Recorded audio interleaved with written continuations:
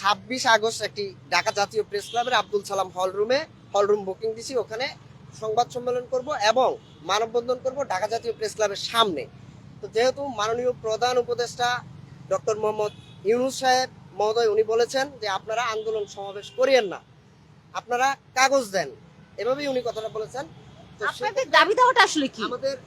আমরা তো এই লক্ষ্যে আমরা আজকে প্রাণী সম্পদ অধিদপ্তর উপদেষ্টা ফরিদা আক্তার এবং কর্মসংস্থান মন্ত্রণালয় নাহিদ ইসলাম স্যার, ওনাদের মন্ত্রণালয়ে আমরা স্মারকলিপি জমা দিয়ে আসছি।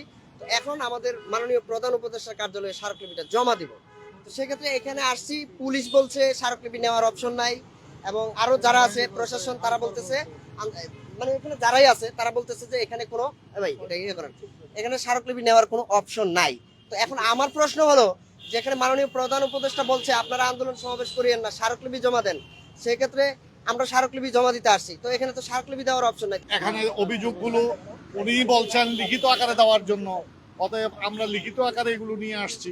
এখন এই লিখিতটা যে আমরা কারো কাছে হ্যান্ড ওভার করবো, যে ওনার কান পর্যন্ত ওনার ডেস্ক পর্যন্ত পৌঁছাবে, এমন কোনো দায়িত্বশীল জায়গা অথবা দায়িত্বশীল ব্যক্তি আমরা এখন পর্যন্ত এখানে পাইনি। আমাদের স্মারকলিপি যদি এখানে আজকে দিতে না পারি, আমরা এখান থেকে যাব না। প্রয়োজনে আমরা এখানে যতক্ষণ থাকা লাগে এতক্ষণ আমরা থাকবো। তার এখানে কোনো ডিস্ক নেই যে আমরা একটা চিঠি দেব বা কোনো একটা অভিযোগ দেব, সে কোনো কিছুই এরা গ্রহণ করতেছে না। আমাদেরকে আগের দিন বলছে যে আপনারা সচিবালয়ে যান, প্রধান উপদেষ্টা একটা দপ্তর আছে সেখানে, তা আমরা সেখানে দিছি, সেখান থেকে আমাদেরকে ফেরত দিচ্ছে। তেজগাঁয়ে তো আমরা গেছিলাম, তো সেখানে কেউ নাই, সেখানেও কেউ এটা রিসিভ করতে যাচ্ছে না। লাস্টে আমরা গেলাম সচিবালয় থেকে তারা বললো যে এখানে হবে না, আপনারা যমুনায় যান। ওনারা আমাদের কাছে আমাদের কিছুই বলে নাই।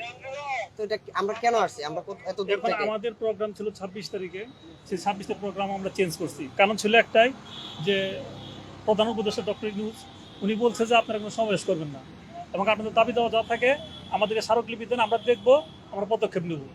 সেই ইস্যুতে আমরা প্রোগ্রাম ক্যান্সেল করছি। ক্যান্সেল করার পর 2 তারিখ আমার ছিল, সেটাও কিন্তু আমরা ক্যান্সেল করলাম।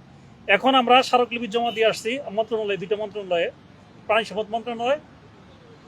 তো ওখান থেকে আমাদেরকে বললো, আমরা এটাও জমা দিয়েছিলাম প্রধান উপদেষ্টার, উনি বললো যে এখানে এটা জমা নেবে না, আপনারা যমুনায় চলে যান, এটা ওখানে দিতে হবে।